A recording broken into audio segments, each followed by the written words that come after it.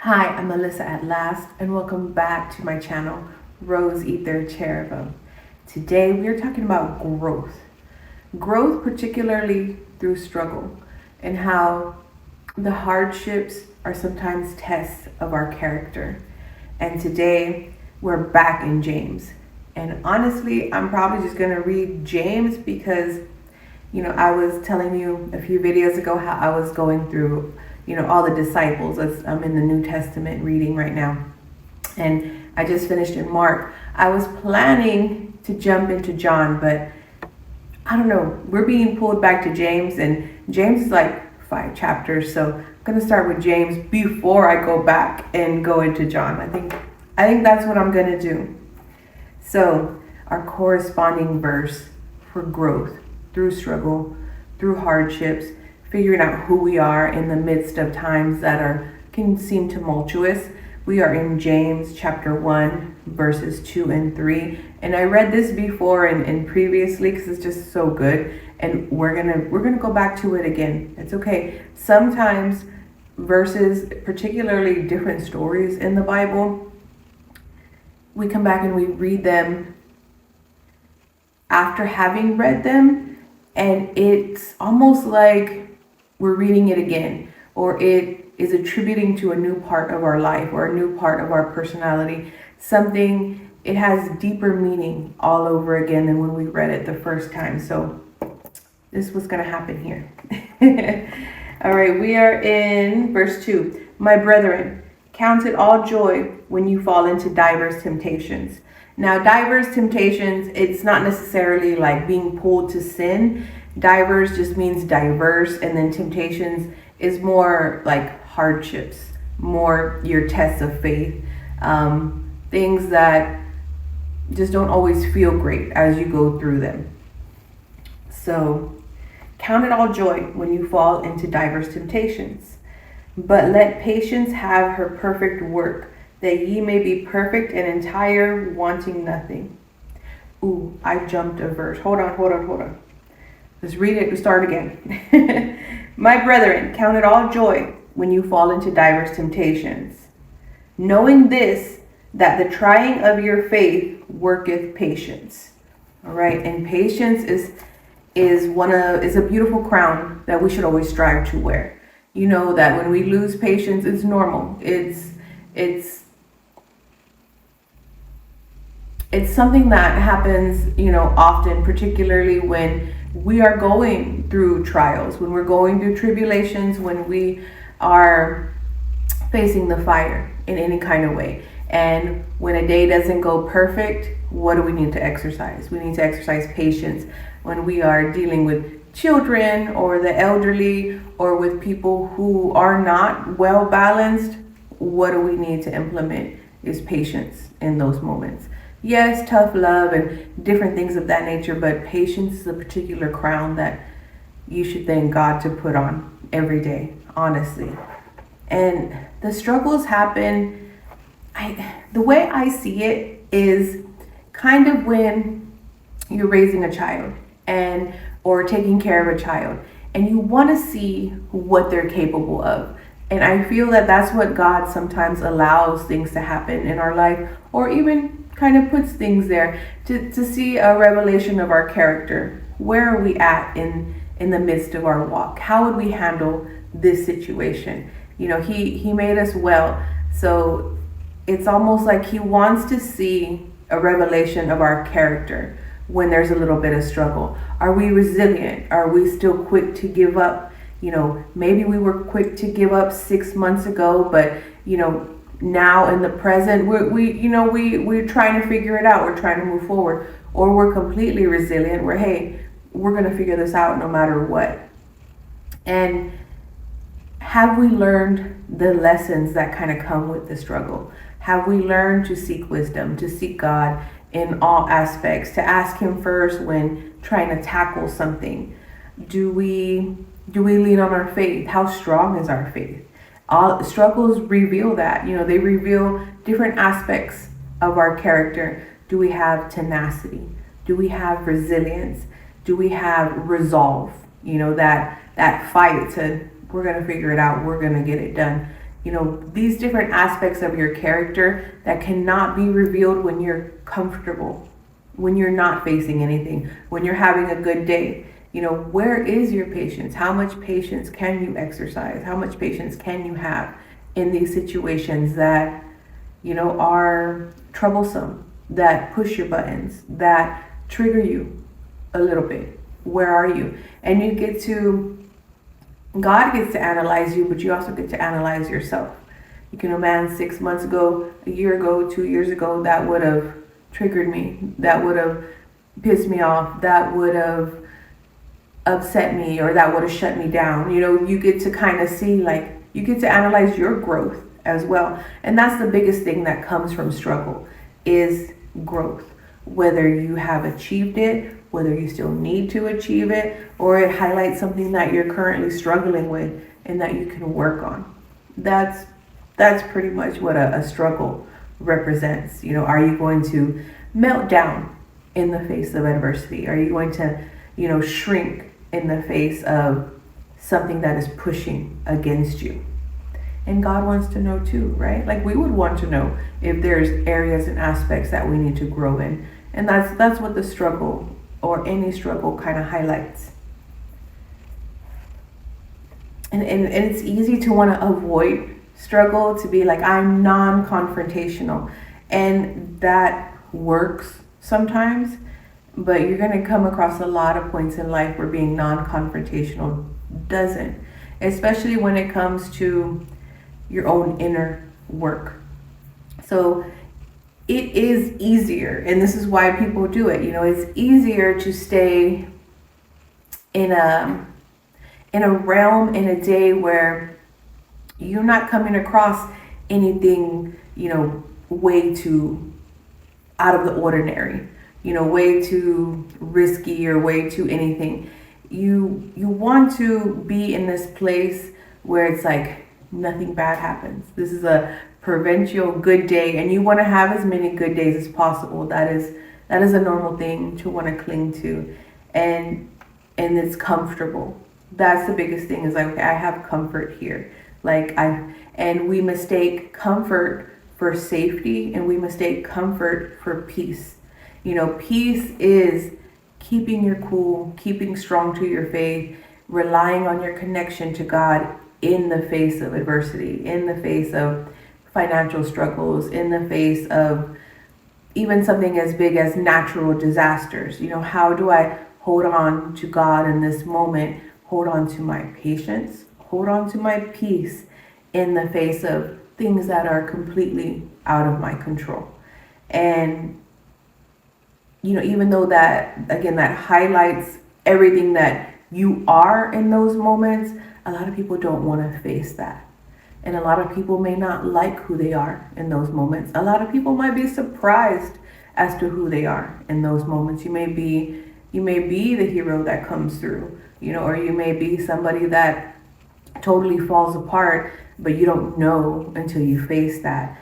And like anything, nobody wants to face that. I think oftentimes it's people who maybe look the other way when they're being treated poorly, or when they are, feel that they're being cheated on in romantic relationships. They kind of look the other way, because if they face it, and they have to face it, what's going to happen? It comes the unknown, the big question mark. What's going to happen if what I'm thinking about or what I'm understanding is true, and I have to face it?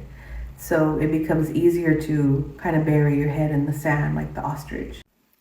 So you definitely don't want to be the ostrich with their head in the sand, kind of ducking everything and just wanting everything to be peaceful and the same over and over and over again.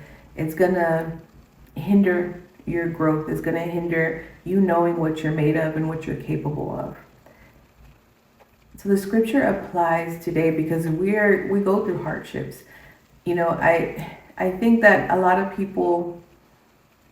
I see that a lot of people want to confuse God with Santa Claus, this proverbial vending machine that gives blessings and makes your life better. And if God doesn't make your life better and it's 100% a good day every day, if God doesn't give you that, then they are angry at God. They hate God. If they go through something hard or terrible or experience loss, then there is no God. And people tend to fall in that category, that unbalanced scale of being one way or the other. Seeing God as a relationship of black and white. It's called dichotomous thinking. So if you've ever experienced somebody that if you give them everything they want, they love you, you're the best. The moment you say no, you're the worst. They hate you. They're trash talking you to people and trying to make you look bad, sabotage your reputation. That's dichotomous thinking. And they treat everybody that way. Eventually you can grow out of it. Therapy is sometimes helpful with that sort of thinking, and sometimes it's not. But that's how a lot of people treat God. And when you are a balanced scale, and the longer that you walk, this journey with God, you understand that you do need to count it all joy. Okay, this is a chance to show what I'm made of. If I'm going through something hard, this is a chance to show God that everything He's been teaching me, everything I've been reading in my word, everything that I've experienced up to now made sense, and it made me better. And you know that it does, because you begin to have more patience. You begin to have the wisdom that, how to navigate in each situation, how to address it, how to grow your endurance, and understand that all of this is a process to make you better and make you stronger, wiser, more capable, or even give you the understanding that, look, I know I've come a long way, and I know God has done a great work, not only in my life and around me, but within me. The time that I've spent with God has rubbed off on me in a great way, and I'm becoming more and more like Him because I'm walking with Him consistently and steadily.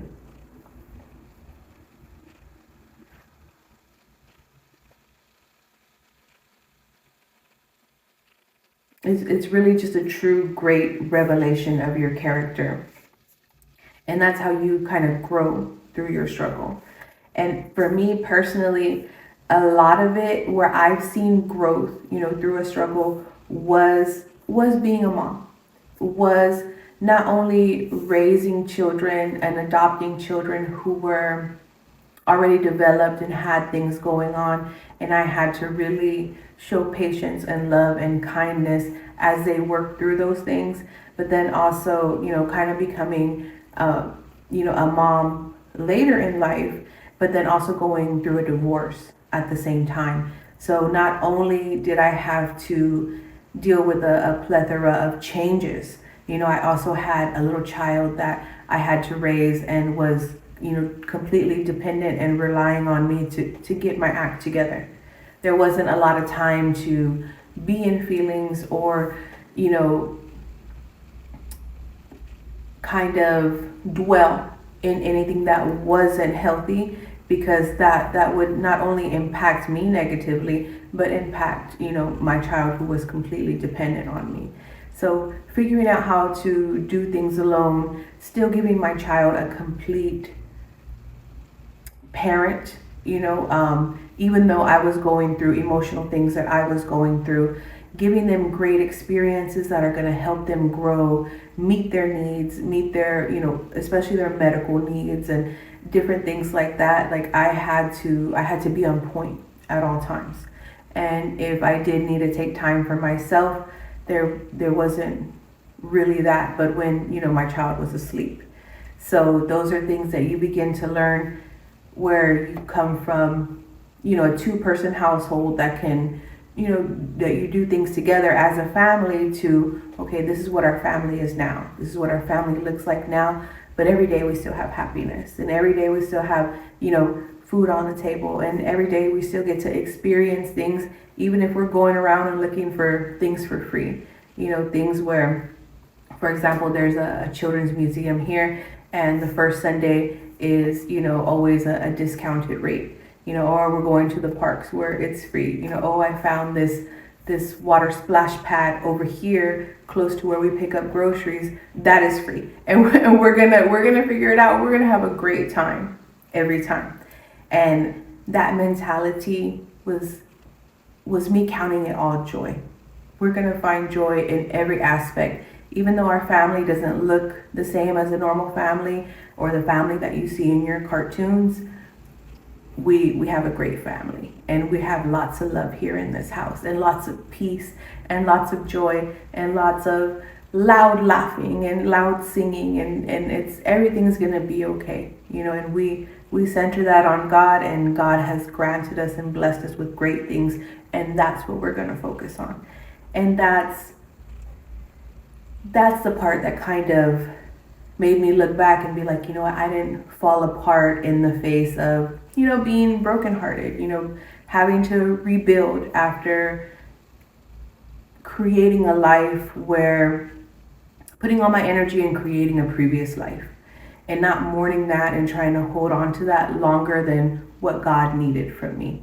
So all that energy that I was putting into building something else, now it's time to rebuild, and not being upset and throwing myself on the floor and crying because I had to rebuild again, at this point in life. And it's okay, and it's going to be okay, and it's going to be greater.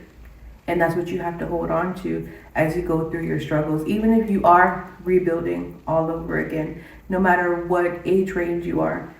Yeah, if you're rebuilding all over again, it's okay. This foundation is going to be greater and stronger and full of joy, full of laughter, loud singing, and great blessings. And you have to hold on to that. That's your wisdom. Knowing that God has and wants better for you. And every time you rebuild, every time you pick yourself back up, you're good.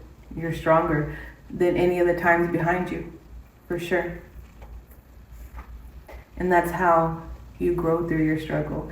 Everything that's against you, that's made to not work, is you push against it and you confront it, and you're stronger for it. You're smarter for it. You're more resilient. You're building your tenacity. And not only that, you're revealing your character. And if your character still has some things that need to be worked on, then you work on your character so you are the person that you want to be. You show all the things in hard times of who you want to be. And I want to be the person that wears the crown of patience. I want to be the person who wears the crown of wisdom. I want to be the person who relies on God and my faith is unwavering. I want to be the person who gets it right for my God. And my God's going to make sure, even if something seems like a mistake, he's going to set it so that it never looks like a mistake. And I have that faith and that love in God to know that that's what's going to happen. And this scripture, it applies over and over and over again, because through this walk, we know that we're going to go through some times, right? Even God's son, he went through some times, consistently. And I can imagine him healing people and giving to people and giving and giving and giving in times that he needed to go away. I can imagine those times going away that there was some pain there. There was some struggle there. There was some to keep moving. Some struggle to want to keep moving. And he did. So we're going to go through it as well. Doesn't mean that God doesn't love us. It doesn't mean that God isn't with us step by step, or that he's left us just because we're going through some struggles. And I think that's a common misconception that a lot of people who struggle with their faith have. And your struggle with your faith will stop when you stop looking to blame God for not making every day easy for you or perfect for you, because God's definition of perfect is different than ours. And the more we do our walk, the more we understand that. And it's like, okay, this is perfect because it's giving me a chance to show who I am on the inside. It's showing that I am resilient. I do have tenacity. I do have a great character, because I am building my character around who God has designed me to be, not anything else outside of that.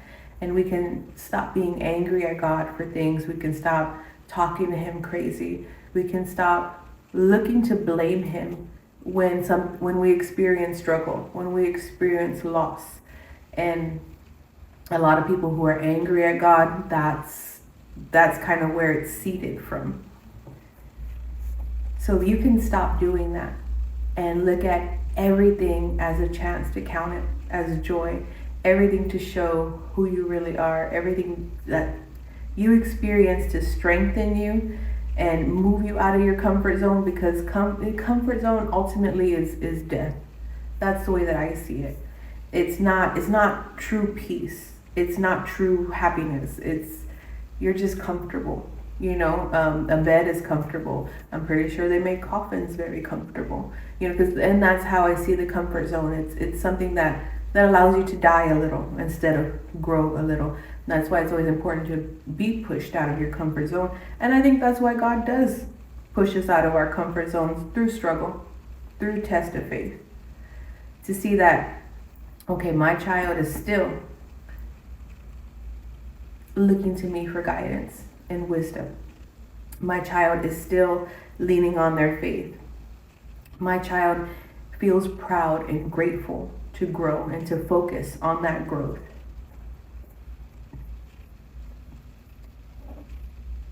And the best thing to do is what James is telling you: count it all joy.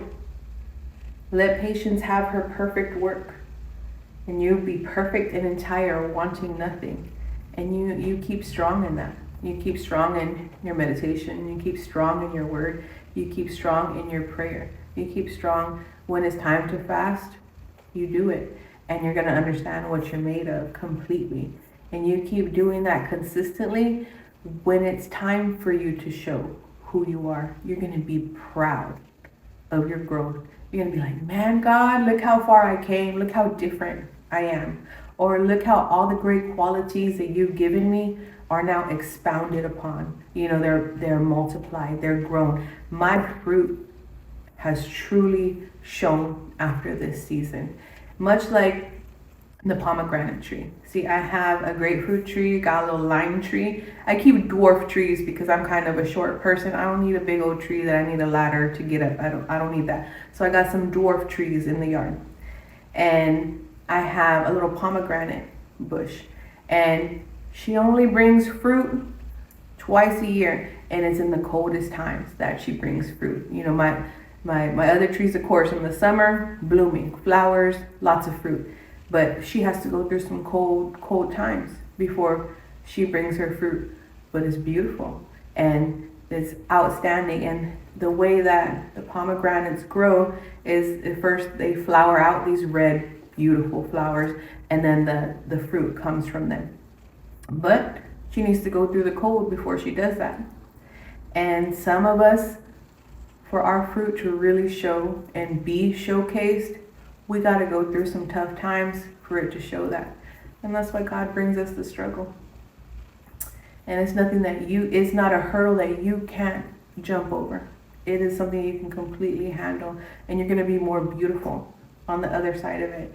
You're going to be more glorious on the other side of it. You're going to shine different on the other side of it. Because God only brings us better. And we got to stop waiting for the other shoe to drop, because it's not going to drop. The blessings are going to drop.